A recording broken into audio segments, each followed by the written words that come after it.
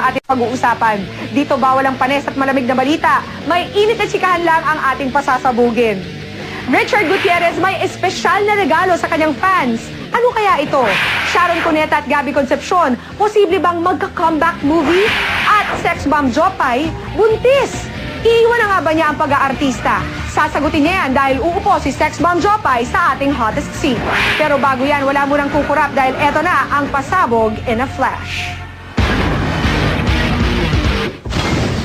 Richard Gutierrez may espesyal na regalo sa kanyang fans. Isang DVD ng pinakamalaking environment project ng taon, ang Planet Philippines. Ayon kay Richard, ito ang kanyang kontribusyon para makatulong sa lumalalang environment problem. Pag napanood niyo yung Planet Philippines, it will make you realize how blessed we are and how gifted we are to live in such a beautiful country, and we should take advantage of it and take care of our environment. Kung ang fans ni Richard may regalo ngayong Pasko, ano naman kaya ang gusto niyang makuha ng pinakamalapit sa puso ng aktor na si Heart Evangelista? Sana kung gaano rin siya ka-blessed sa work niya, gano'n din siya ka-blessed sa personal life niya. So I wish her all the best in her personal life as well.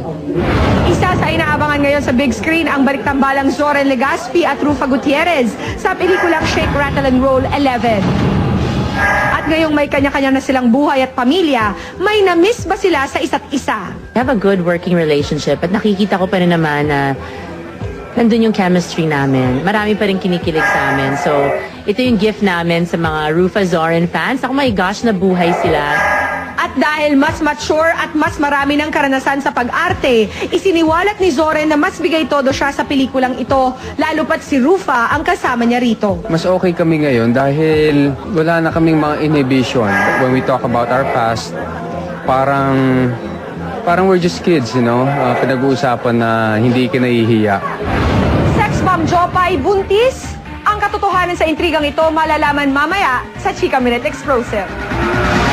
Chika Minute Explosive! Chika Minute Explosive! Mainit na pinag-uusapan ngayon ang di umano'y pagbubuntis ni Jopay Pagya ng Sex Bomb Girls, at ang ama ay walang iba kundi ang longtime boyfriend at kasamahan sa Daisy 7 na si Joshua Zamora. Hindi ito ang unang beses na na-chismis siya'y buntis, at sa pagkakataong ito may mga nagsasabi na ito'y kumpirmado at 2 buwan na siyang nagdadalang tao. Ang tanong ng fans, totoo ba ito, Jopay? At kung totoo nga ito, tuluyan ka na bang magpapaalam sa showbiz para lumagay na sa tahimik? Sex Bomb Jopay, sasagutin ang lahat ng intriga, uupo na siya sa hottest seat. Kasama na po natin si Sex Bomb Jopay at mukhang meron siyang matinding chikang pasasabugin. Jopay, good afternoon sa'yo. Good afternoon po. Buntis ka nga ba? Alam, sa totoo lang, Tibian, nagulat ako kung paano lumabas yung issue yan. Tapos nabasa ko pa sa dyaryo na 2 months na daw. Na, yun nga, nabasa ko, 2 months na buntis, na confirm talaga na buntis ako. Kasi ang dami ko daw hindi sa taping, hindi daw ako ng mangga, nang ipapaluto ako na kung ano-ano, di ba? Nagulat talaga ako. Nalungkot ako. Parang, pati ba naman yung kailangan ilabas, di ba? Kumbaga, dati ganun din eh. May mga issue ganun na hindi naman totoo. So, once and for all, set the record straight. Buntis ka ba o hindi? Buntis po ako ng 2 months. Sa 17 po. Actually, hindi. Ikaw naman? Well, hindi ako nakahinga for about 2 seconds dahil dyan. Kaya nga nung natatawa ako nung na nainis din ako bakit hindi pa kasi lumalabas sa Daisy. Kumbaga parang palabas pa lang siya. Na paano nila nalaman? Na siguro, kasi nagmi-meeting eh. Nagmi-meeting yung manager ko tsaka yung sila Ate Suzette na ano kaya gawin nating buntis si Jopay ng 2 months.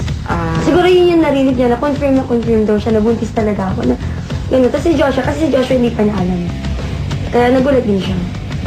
Hindi niya alam na ganun ang magiging takbo ng Oo, hindi pa alam. Kumbaga, ano pa lang eh, palabas pa lang eh. Ayun yun talagang Okay, totoo.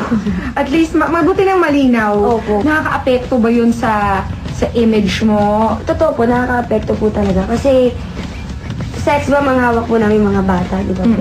Na maraming gumagaya. Maraming gumagaya po na, although na nasa right age na naman po ako, syempre iniiwasan pa rin po namin at may